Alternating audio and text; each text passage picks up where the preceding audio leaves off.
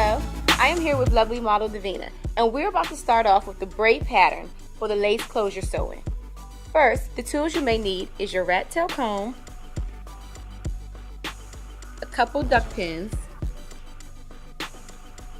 and your cankalon braiding hair. Are you ready, Davina? Alright, so we're just going to check the model's hair and make sure that it's nice and clean, no grease buildup. Make sure the model doesn't have any conditioner, anything in her hair. Nice and ready to go. So the braid pattern, Davina, what side would you like your part on? The left or the right? Alright. So the client wants her part on the left side. So we will give her a clean part before we start braiding. So we will make sure we line the part up with the lace closure. We add just a little bit of cankalon hair just to make sure that the foundation is nice and tight.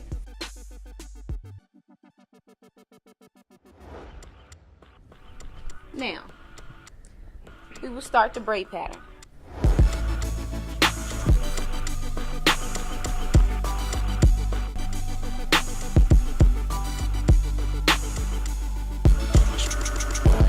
Okay, so now that we finished braiding and we got a great solid foundation, we're going to tack the loose ends up, leaving the back nice and flat.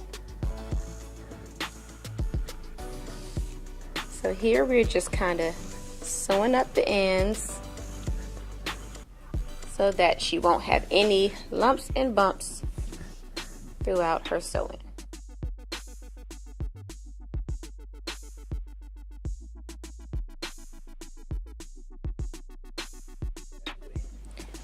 Alright, so now we're finished with sewing the back of her loose ends into the braid pattern.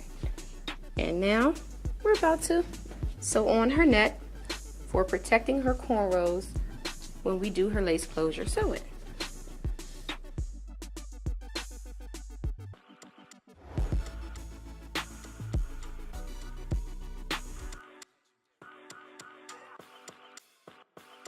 So now we're going to install our closure.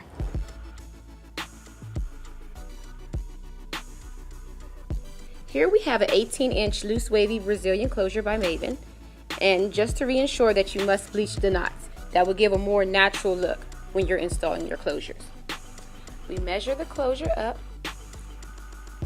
to the part. We parted out earlier when we started her foundation for her braids.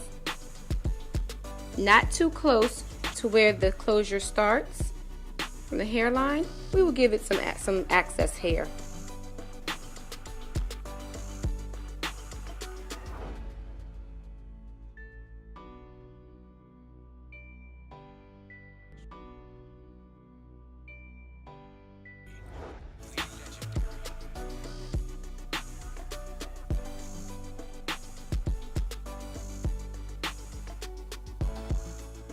And now we begin to sew the closure on.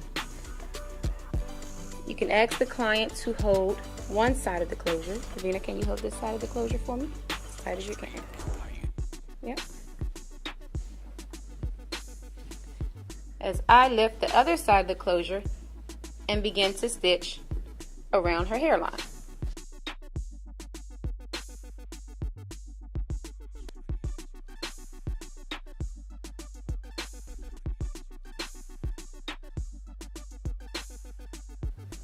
When I get to the back of the closure, I stop, tie it, and cut the thread. So I do not proceed to stitch in the back until I secure the other side.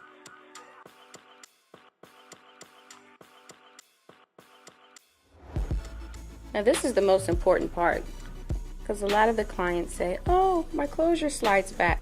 So to reassure that your client has a nice, secure closure, I always stitch at least a ½ inch behind the hairline of the closure. So we just line it up, feel for that first cornrow. Once you feel for the first cornrow, then you begin to stitch.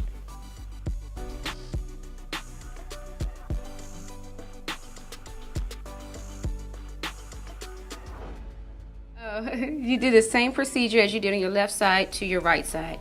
You fill for your first cornrow, and then you begin to stitch.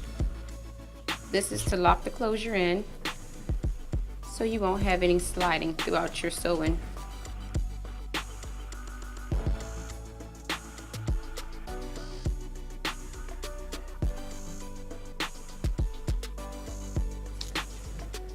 And there we have the closure sewn in.